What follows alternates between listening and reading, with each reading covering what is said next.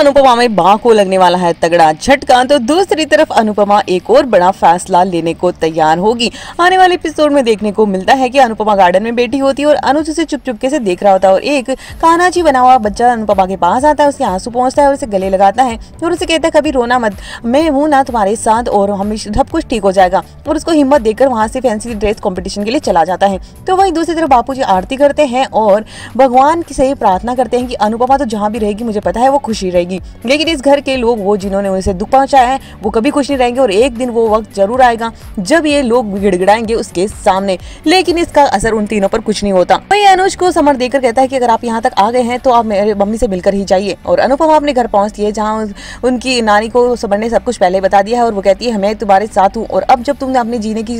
अपनी उड़ान भरने की कोशिश कर ही ली है तो मैं तुम्हें कभी नहीं कहूंगी कि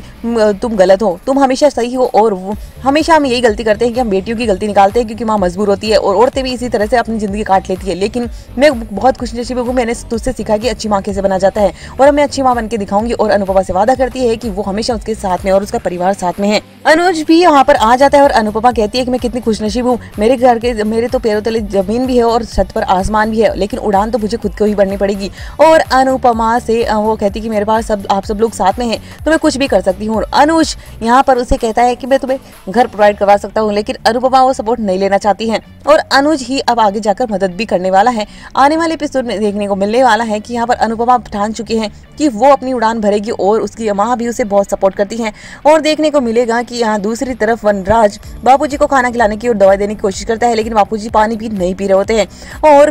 पाकी से कहकर वो उसे मना कर और उसे बापूजी को दवाई खिलाते हैं और खाना भी खिलाते हैं। और वनराज अब काव्या को कह चुका है कि अब तुम्हें सारी जिम्मेदारी खुद को उठानी पड़ेगी, किसी को फील नहीं होना चाहिए कि अनुपमा अब यहाँ पर नहीं है, इसलिए तुम उस पर ज्यादा कम ध्यान दो, तुम अपने परिवार पर ज्यादा ध्यान दो। और वो अनुपमा का लिखा हुआ नाम वाली पट्टी को उखाड़ फेंक देता है और कहता है अब तो गिड़गिड़ाएगी तो भी मैं इस घर में तो उसे नहीं आने दूंगा।